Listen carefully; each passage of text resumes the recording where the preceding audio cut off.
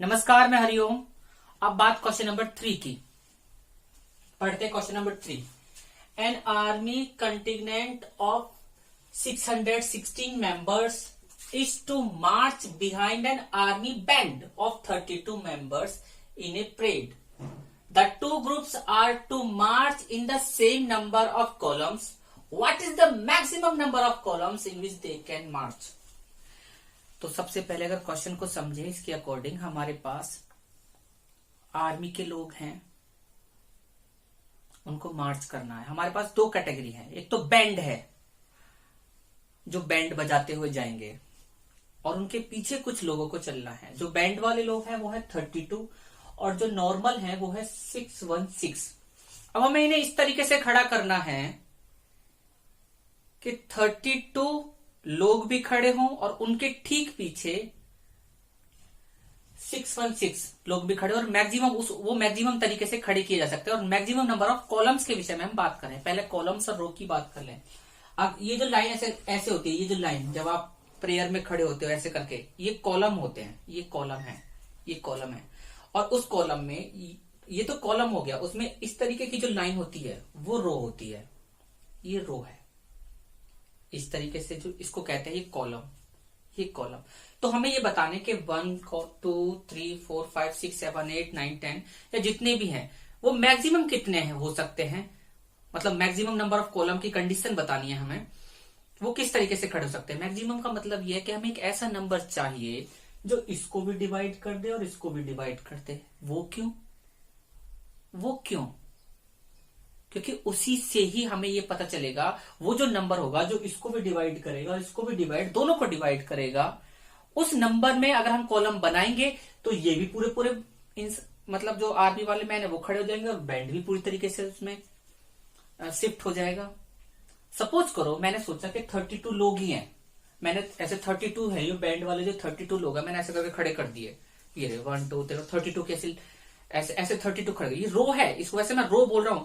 अब इसमें इसके पीछे पीछे मुझे खड़े कर कॉलम बनाने हैं, इसके पीछे कॉलम बनाने हैं इन लोगों के।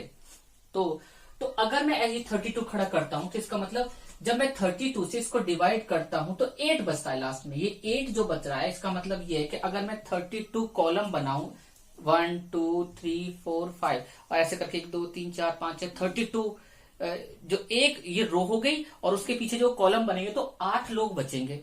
अब हम बचाने तो है नहीं। यहां सीधा सीधा मतलब ये है, मैं आपको ये कहना चाह रहा हूं, एक ऐसा नंबर चाहिए जो इसको भी डिवाइड कर दे, इसको भी डिवाइड कर दे, और वो जो होता है वो HCF होता है। वैसे अगर आप किसी क्वेश्चन में मैक्सिमम पढ़ते हैं, मैक्सिमम नंबर पढ़ते हैं, तो वो HCF के लिए ही होता है। लेकिन हमें जो क्वेश्चन है उसकी थीम को, और कई बार हमें शब्द भी नहीं दिए जाते, उसको समझना होगा। हमें इन्हीं लोगों को एडजस्ट करना है। 616 और 32 ये जो लोग हैं, इन्हीं को एडजस्ट करना है, और इस तरीके से एडजस्ट करना है कि उनका बैंड चल सके और उनको हम परेड करा सके और कोई भी लोग ना बचे, और नंबर ऑफ कॉलम, ये जो नंबर ऑफ कॉलम है ये मैक्सिमम हो। ठीक है, तो इसके लिए हम HCF निकाला। The number of maximum column is equal to HCF of 616 and 32।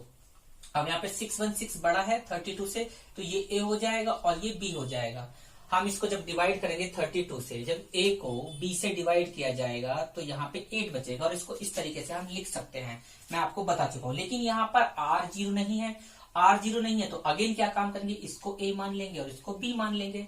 तो इसको लेके करेंगे तो फिर 32, यहाँ पे मैंने डिवाइड किया 32 में 8 का डिवाइड किया, लेकिन यहाँ तो R0 आ गया। इसका मतलब ये 8 जो है, इस कंडीशन का जो भी है, ये जो 8 है ये इसका और इसका HCF है। और अगर इसका HCF है तो इसका मतलब ये है कि अगर 8 कॉलम हम बना दे, 1 column 2 column 3 column 4 column 5 column और 6 कॉलम 7 और 8, 8 कॉलम अगर इस तरीके से हम बना दें तो उनके पीछे 32 लोग भी पूरी तरीके से खड़े किए जा सकते हैं और 616 लोग भी। अब कैसे होंगे थोड़ा सा मैं इसको भी बता दूं। अगर 32 में 8 का डिवाइड करते हैं तो 4 आता है। इसका मतलब जब हम 8 कॉलम ऐसे बनाएंगे तो उनके पीछे 4 रो होगी, 32 वाली 4 रो होगी। और जब 8 को 616 से डिवाइड किया जाता है तो 77 आता है। 77 इसका मतलब ये है, यहां 0 आता है, 0 का मतलब वो बच नहीं रहा। इसका मतलब वो जो रो होंगी ऐसे करके रो, 616 की, वो होंगी 77 रो। ये तो सिर्फ समझाने के लिए, आंसर तो यहां तक है, ये सिर्फ आंसर है। आंसर आपका 8 आ जाएगा, जो इसका HCF है। Thank you.